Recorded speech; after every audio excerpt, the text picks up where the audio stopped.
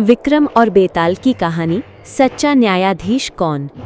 राजा विक्रमादित्य अपनी पीठ पर बेताल को लेकर शमशान से बाहर लाने का प्रयास कर रहे थे। हर बार की तरह बेताल ने कहा, राजन, समय काटने के लिए मैं तुम्हें एक कहानी सुनाऊंगा, लेकिन ध्यान रहे, यदि तुम अंत में उत्तर जानते हुए भी चुप रहे तो तुम्हारा सिर फट जाएगा, और अगर बोले तो मैं फिर अपने पेड़ पर लौट जाऊंगा।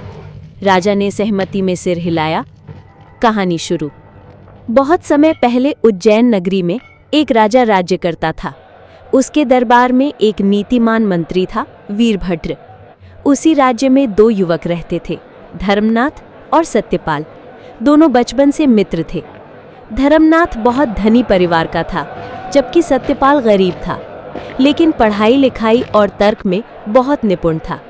दोनों की मित्रता बहुत गहरी थी। एक दिन दोनों साथ में नगर की सैर कर रहे थे।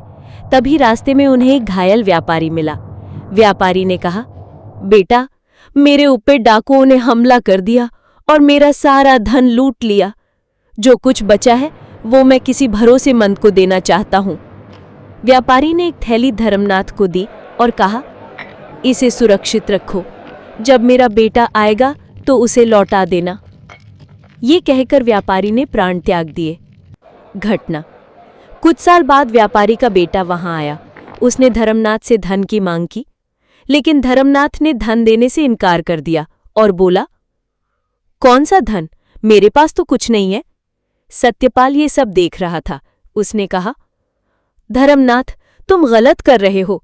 व्यापारी ने तुम्हें भरोसा करके धन दिया था। दोनों मित्र आपस में झगड़ने लगे और अंततः मामला राजा के दरबार में पहुंचा। दरबार में मुकदमा। राजा ने दोनों पक्ष सुने। व्यापारी का बेटा बोला, महाराज, मेरे पिता ने धर्मनाथ को धन सौंपा था, वो गवाह भी है। सत्यपाल ने सिर झुकाकर कहा, हाँ महाराज, मैंने ये सब देखा था। धर्मनाथ बोला, झूठ, ऐसा कुछ नहीं हुआ, ये सब मुझे फंसाने की साजिश है। अब राजा उलझन में पड़ गए। तभी मंत्री वीरभद्र ने कहा, महाराज, सत्य को जानने का एक उपाय है, मुझे अनुमति दे। बुद्धिमानी की परीक्षा। वीरभद्र ने तीनों को बुलाया और कहा, आज रात तुम तीनों अलग अलग कोठरी में सोओगे। कल सुबह मैं देखूंगा कि किसकी बात सच है।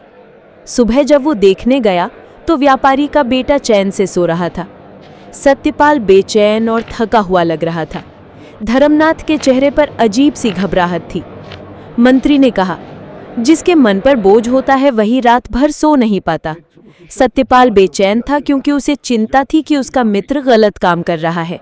व्यापारी का बेटा निश्चिंत था क्योंकि उसका विश्वास था कि न्याय मिलेगा। और धर्मनाथ घबराया हुआ था क्योंकि उसके हृदय में अपराध का बोझ था। मंत्री के तर्क से राजा को सत्य समझ में आ गया। धर्मनाथ को दंड दिया गया और व्यापारी के बेटे को धन लौटा दिया गया। कहानी समाप्त। बेताल का प्रश्न। अब बेताल बोला, राजन बताओ, इस कहानी में असली न्यायाधीश कौन है, राजा या मंत्री? विक्रम का उत्तर। राजा विक्रमादित्य ने तुरंत कहा, न्याय का निर्णय मंत्री वीरभद्र ने किया। राजा तो केवल औपचारिक रूप से बैठा था। सच्चा न्यायाधीश वही है जो सत्य को पहचानकर निष्पक्ष निर्णय ले। इसीलिए असली न्यायाधीश मंत्री था। जैसे ही विक्रम ने उत्तर दिया, बेताल ठहाका मारकर बोला, तुमने फिर बोल दिया राजन, अब मैं लौट रहा हूं अपने पेड़ पर। और वो उड़कर फिर शमशान के वटवृक्ष पर जा लटका।